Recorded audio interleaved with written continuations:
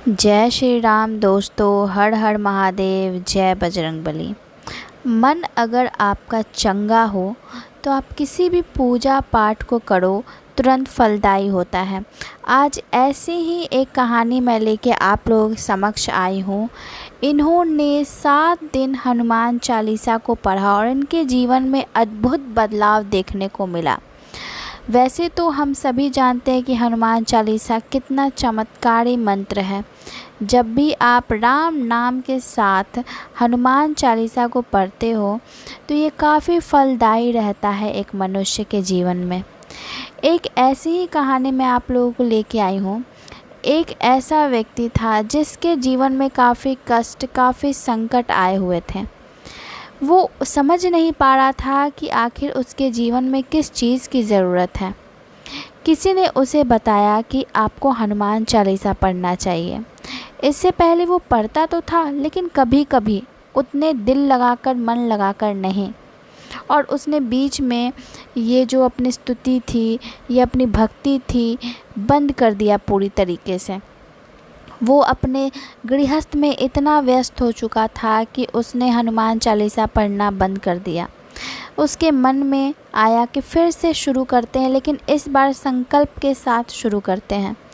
तो उसने 7 दिन हनुमान चालीसा का पाठ करना शुरू किया। 7 दिन, प्रत्येक दिन 7 बार। पहले वो राम नाम का जप करता था, फिर वो हनुमान चालीसा पढ़ता था।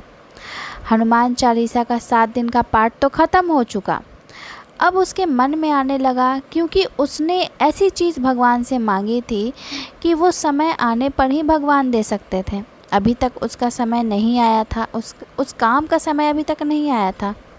तो क्या हुआ, उसने भगवान से एक बार मांगा कि भगवान, आपने मेरी भक्ति को स्वीकार किया है या नहीं। उसने बोला कि आप कोई ना कोई इशारा करो कि आपने मेरे भक्ति को स्वीकार किया है या नहीं। अगले दिन उसके छत पे कुछ अजीब सी आवाज़ें आने लगी। जब वो बाहर निकला तो वो देखा कि एक बानर उसके छत के ऊपर बैठा हुआ था। उसने उससे नमस्कार किया और फिर 5 मिनट के बाद वो बानर गायब हो गया। वो समझ गया कि ये भगवान का ही चमत्कार है कि मेरे छत पे बानर के दर्शन हुए मुझे।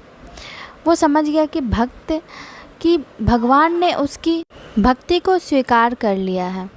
उसका मन काफ़ी शांत होने लगा। वो झगड़े में नहीं पड़ने लगा। वो काफ़ी सात्विक जीवन बिताने लगा, जिसकी मांग उसने की थी।